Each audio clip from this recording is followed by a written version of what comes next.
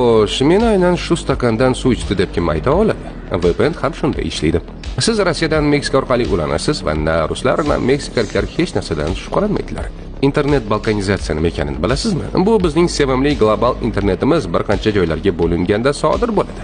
Rossiyada xorijiy ijtimoiy tarmoqlar bloklangan, Qo'shma Shtatlarda esa TikTok blokda. Agar bilmagan bo'lsangiz, Turkiya bir necha yil davomida Wikipediyasiz o'tiribdi. Xitoyda esa Xitoy xizmatlaridan tashqari deyarli hamma narsa bloklangan, lekin hamma VPN haqida biladi axir. Odamlar baribir uni chetlab o'tishini bilgan holda nega hokimiyat biror narsaga taqiq qo'yadi? Hatto Peskovda ham VPN bor. Nima qilibdi? Bu taqiqlanmagan-ku.